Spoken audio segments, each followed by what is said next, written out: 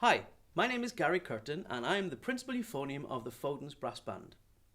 I'm also the tutor of the National Children's Brass Band Baritone Euphonium section and an ex-soloist with the National Children's Brass Band and the National Youth Brass Band of Great Britain. Today I'm going to talk to you about sound. Now sound is quite a personal thing and it's made up of multiple things, I would guess. The first main one is your core tone, the sound generally that you produce. And on top of that, I guess we have the extra flavorings that are added to give you your personal sound. What I do with my sound will differ from what other people do with their sound. How I like to play is a reflection of my musical journey. The music I like, the artists I like, the styles of music I like to listen to, or the music I have listened to over many, many years, the solo performers that I've listened to, and also the people I'm surrounded by, people in my band or conductors and teachers who will influence me along my journey. As players, it's our responsibility to decide how we want to sound. We will of course have input from teachers and conductors and colleagues along the way though, but it's our responsibility. So therein, I guess, lies an important thing that we need to do on our journey, and that is listen. Listen to as many artists, as many genres as you possibly can. And this will, in the end, give you your sound. There are two aspects to sound initially. The first one is your tone. Tone is, I guess, individual again. Is the tone wide? Is it big? Is it broad? Is it thin? Is it warm? Or is it bright? Or is it dark? That's down to you as a player and how you choose to produce your tone. To develop the tone, we have to start with the instrument. And funny enough, that isn't the hunk of metal that you hold, that's you. Have you ever noticed how you can have multiple people try the same instrument but not sound the same? That's because of how they produce the sound personally. Your body is the thing that produces the sound. So that's a marrying of the air and the buzz that you produce, and I guess with the instrument that you play on. The first thing to do is try to make sure that the buzz and the air are working well. The air is probably the most important part of this, and it's to do with the thickness and the column of the air that we produce as well. We must always maintain that we have a really open throat and that warm air is leaving our body. First of all, let's try this. I want you to sing a note. Any note, I don't really care what it is. I'll demonstrate for you. Ah. Now I want you to get a real feeling for how that feels along here. Let's try again. Ah. Now, bizarrely, I want you to make the worst sound you possibly can on the same pitch. Ah. What was different? What happened in your body to make that sound not so attractive to listen to? Now though, let's try sing a note with the best sound possible. Oh! Exactly the same pitch, right? But isn't that a massively huge difference to what you've heard before? Here has massively opened up, hasn't it? It's now really open so that the air can flow freely and a thick volume of that air can flow through my throat as well.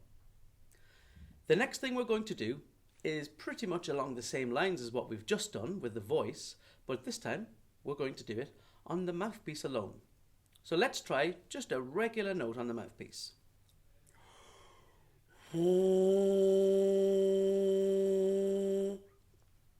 Now let's see if we can make a terrible version of that, but feel what happens when it becomes terrible. Why is it terrible?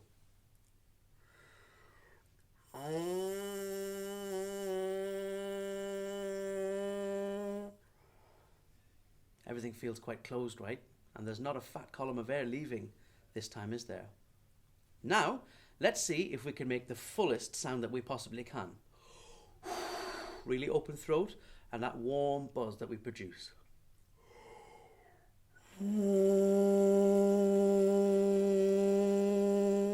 It's quite a difference, right? I'm going to just show you something very quickly. I'm going to go from a not so nice sound and I'm going to try and change it as I go. I'll just turn slightly sideways so you might be able to see anything that's happening here.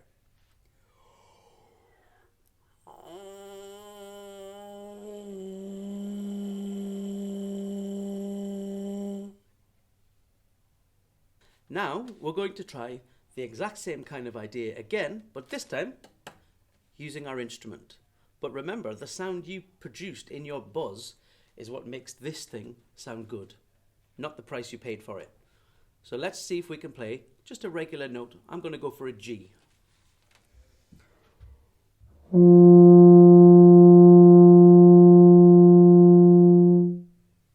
Now, like before, I'm going to try to play a not so nice sounding one.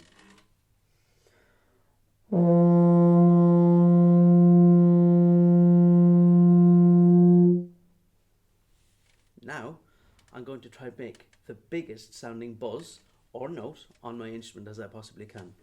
I'm not talking about volume, by the way. I'm talking about the size of the note, okay? If we imagine the not so nice one was that size, and hopefully the nice one will feel like it's that size.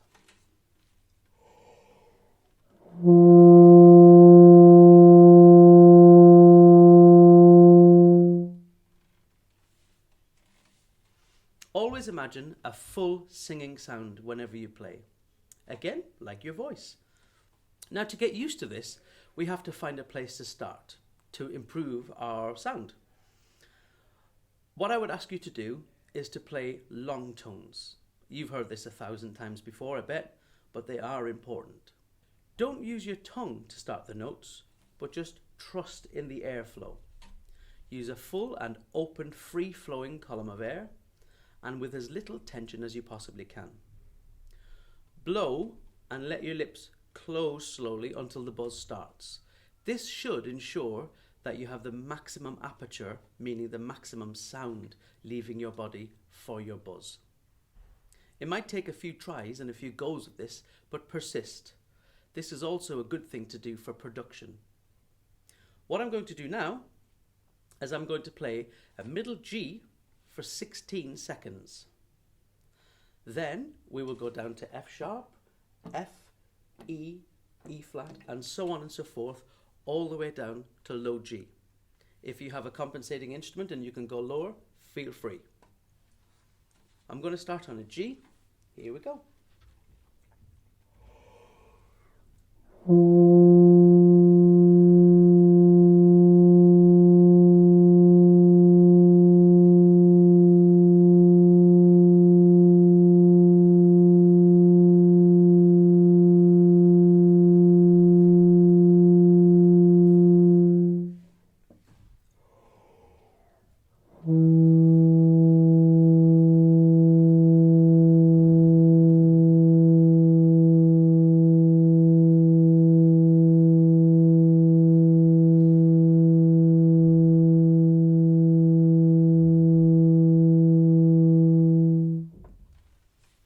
And so on. Always try to make sure you take a bigger breath for every new note that you play, and try to produce a warmer, fuller sound on every new note that you play as well. I personally would go chromatically down and then chromatically back up. There are many other exercises that you can do this kind of thing on. Alan Vitsuti Long Tones from book number 1 is a very useful tool for this. Again, trying to make sure that your change of note is not affected in any way by a lack of airflow. The second part of sound I'm going to talk about is the colour that we add to our original tone. The thing we can add to our tone is perhaps vibrato. Vibrato comes in many forms. It can be wide, it can be thin, it can be fast, it can be slow. What you must make sure is that it's always enjoyable to listen to and it works well with the style of music that you're playing in. But again, this goes back to something I mentioned earlier, your listening experience. Whatever you've listened to or whoever you've heard in the past will have an influence on how you use your vibrato. But also, the style you play in will determine how you use the vibrato. For any of you who don't know what vibrato might be, I'll very quickly give a demonstration without the instrument, and I'm just going to show you how we produce it here. First of all, try this for me. Just a smooth blow of your air.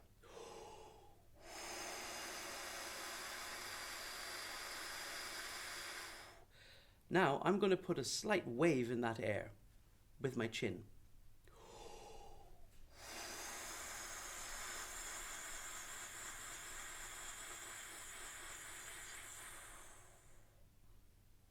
I'll now demonstrate the same kind of thing, but on the instrument. I mentioned previously that we can have a thin vibrato, perhaps a medium vibrato, and then quite a wide vibrato, all used in different ways, but again, your listening will determine how you want to use yours.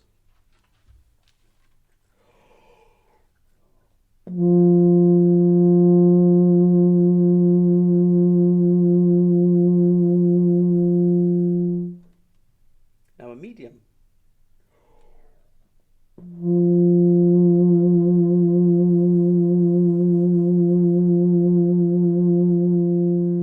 And now wide, so more movement from the chin.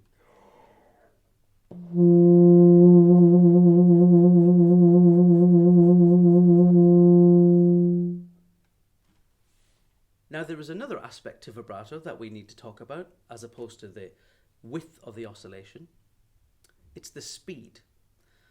Again, we can turn up and turn down the speed as we see fit, depending on the style of music we're playing, depending on the energy needed in the music as well. First of all, I'll demonstrate slow, then medium, and then fast.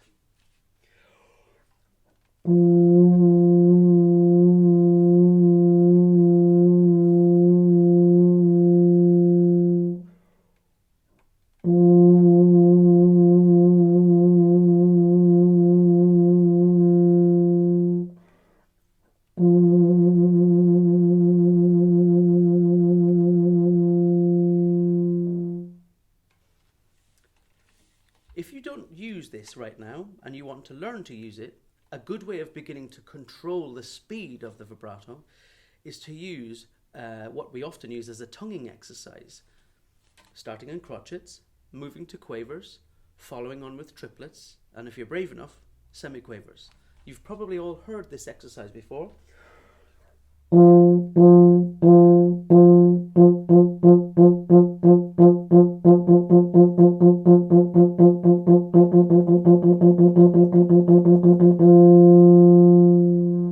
So to practice, only go as far as you can manage for now, but then push the boundary. And if you don't want to go all the way to semiquavers, perhaps just speed the metronome up so that your triplets are a little bit faster.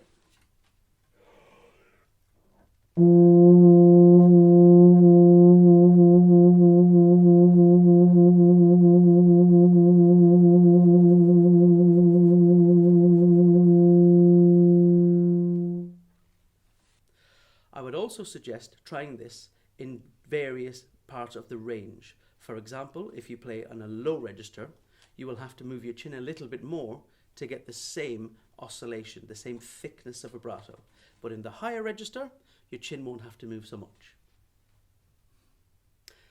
Now, with those two aspects of sound that I've talked about, you can go and put them into practice and start to create your personal sound.